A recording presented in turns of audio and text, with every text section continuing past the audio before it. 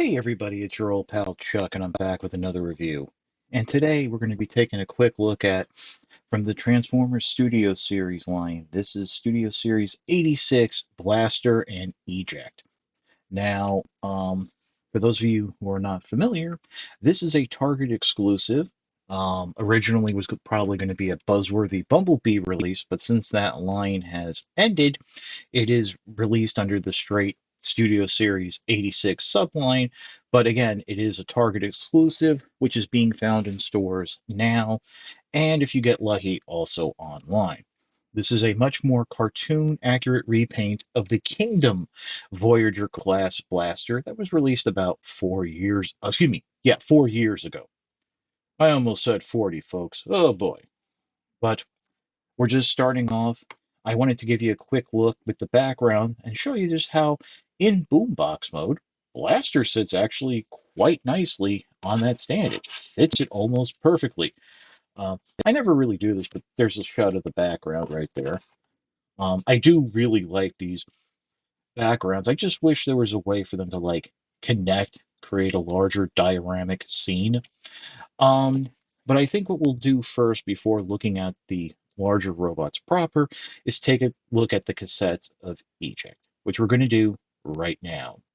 If there was one negative to the original Kingdom release of Blaster, which by the way was a preview of sorts to Legacy, and Blaster was really actually meant to be part of Wave 1 of Legacy, but that was the trick at the time that you would get at least one figure in the last wave of a line as a preview to the next line, would have been the clear plastic used on Eject to um, symbolize that gimmick from the first wave, which was actually that first year of Legacy, which was actually cut off after like the first couple of waves, which was the whole Energon weapons.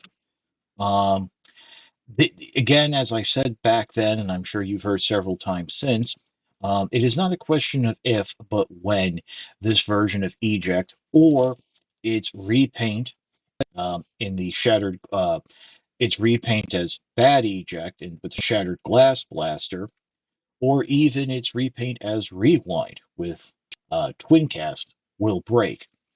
And basically, this is all I will be handling of it. I am not going to transform it or anything of that nature. Just giving you a look of the differences of color and plastic. I will say Blasters cassettes, or I should say cassette, since um, this is the only one we've gotten, are not as detailed as I would like uh, for uh, the as say sound waves, but quickly transforming it. If you like a full transformation guide for this, check out the original video of Blaster. I think I actually filmed that New Year's Day when I got home from my dad's, like 3 in the morning or something. I was just so happy to have it. Uh, uh, hmm. And of course, trying to get the head out is always an issue because there we go. There is a little notch, but just grabbing it and turning it around. As you can see, very slight paint detailing there on the head, a lot of white. This is all solid plastic, not clear plastic. Here, since this is solid plastic, let me just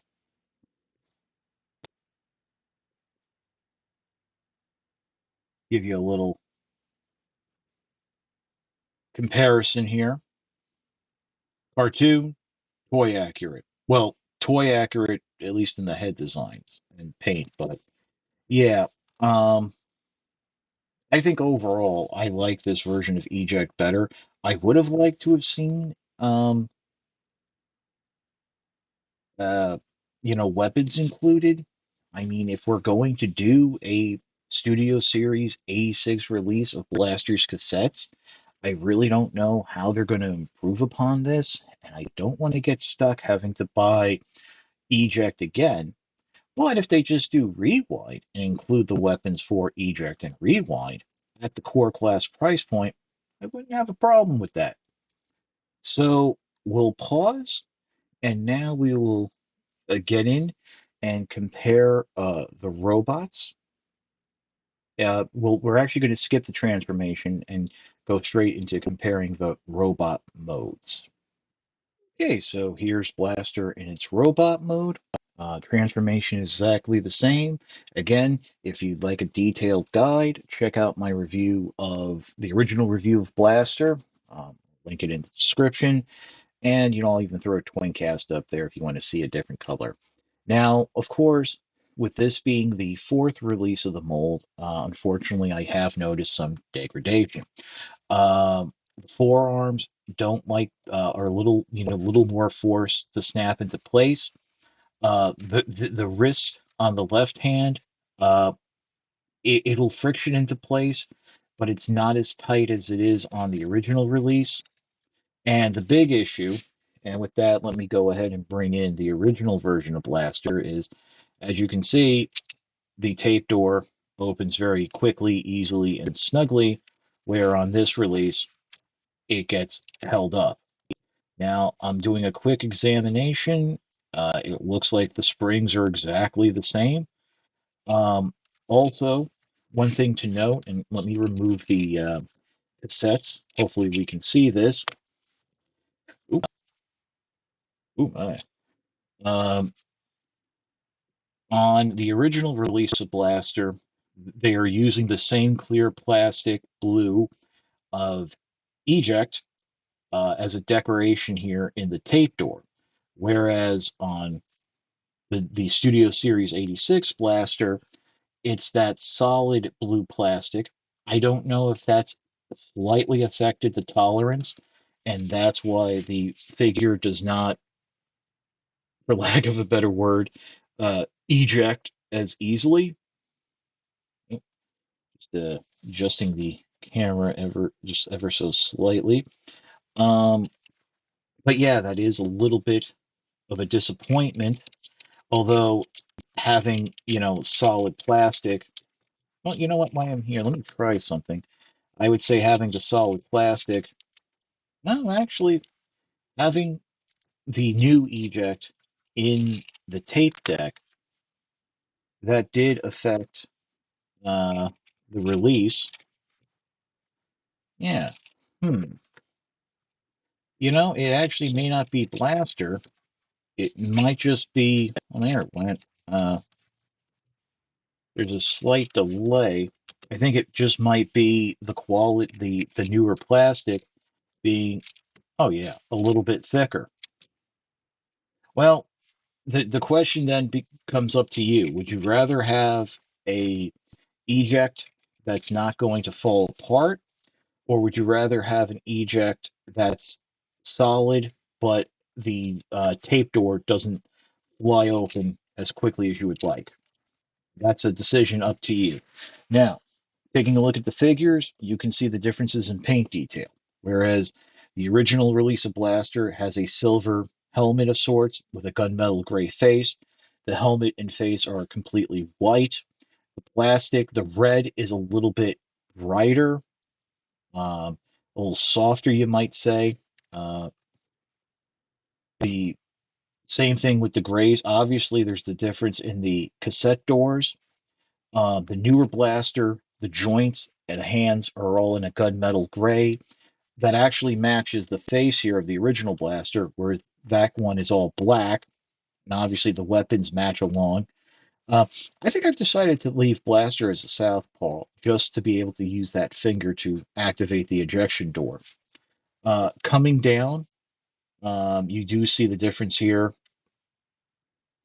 But then what's really cool is actually inside of the wheel wells of the feet is, do you see that red, those red detailings that are actually not, they're molded in, but they were not painted on the original. And just coming around the back here, you can see with the knobs how they're painted differently, different colors, different decos. Um, Again, toy accurate, animation accurate. It's really up to you what you would prefer. For me, it comes down to, in terms of stability and durability, and whereas Blaster itself is a fine figure. That's really the question about Eject, and I think I would stick with the Studio Series 86 release. Now, of course, there's always the debate, why wasn't this done in the first place? And also, why did it take 4 years just about and three other releases before we got here? Um, I think maybe if this was a second or third release of Blaster, the mold would be a little more durable. Uh, I think things would spring open more better.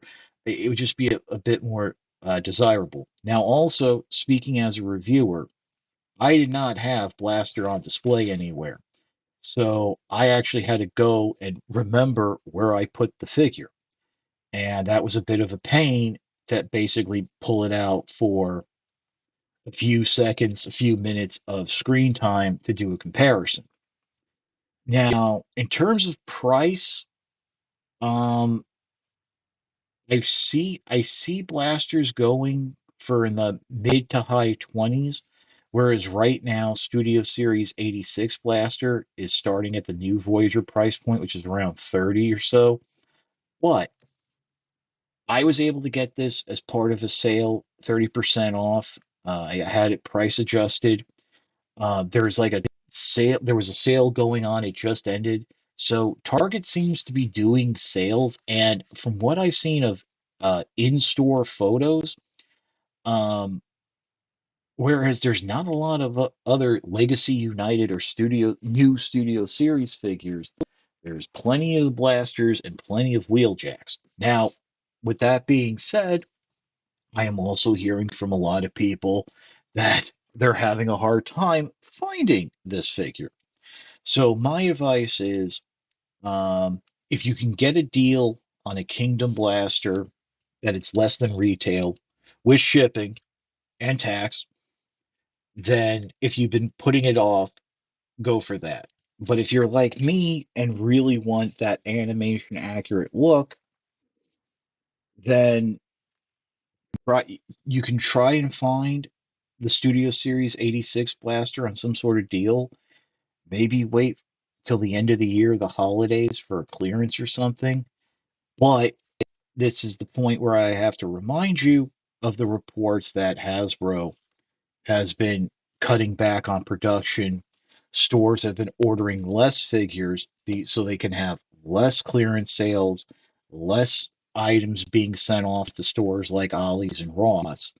So waiting on Blaster, you just might miss out. Now, like I said, then I also said I didn't have this figure on display. I'm going to put this on my Studio Series 86 shelf just because I think it will work in now, and also to be ready for whatever we're going to get as a Studio Series 86 Soundwave. Least in the listings could be coming. I don't know. Is it going to be a new mold, heavier retool of the Walmart one? Who knows? But it will just be nice to be there and have it side by side with um, the original. You know, the main, one of the few actual rivalries in Transformers, Blaster and Soundwave. So there is that. Again, difference in the Autobot logos, what have you. So I think that's about it. Let me, finish off this video proper. But I hope I've given you a lot to think about. By the way, I almost forgot to mention, but I think one of the reasons why Blaster's wrists fold inward is to make it a little bit easier to do that button pressing pose. I've said my piece about this figure and what I think about it, and ultimately it's up to you guys what you want to do with it. Um, Personally, I definitely think um, either one is a good purchase. I think I even said this at the time. This is again, another one of those masterpiece like figures. Like, this is as close as we're going to get in the Generations line, and it's good enough, especially considering we haven't gotten a masterpiece blaster at this point, and who knows when or if it's going to come. I think this is a fine stand-in. It's stable. Even in the original one, it's like don't have to worry about it falling apart. It's durable. So there's that. But like I said, it all comes down to which one to recommend. It comes down to price and what you think would look better on your shelf. So with that said, the final decision is up to you. But that's it for the review. If you like this review, like, comment, and subscribe. As I always say, that really helps with the algorithms. If you want to make the ultimate sign of support, I do have a Patreon, www.patreon.com/chuckdog1999. All I ask for is $1 a month, $12 a year. You know the spiel. You know that your views are more than thanks enough if you can't swing it. And I'm not going anywhere if I don't meet certain Patreon based goals. So that's all well and good, and that's that. So once again, for Studio Series 86 Blaster and Eject, we will see you next time.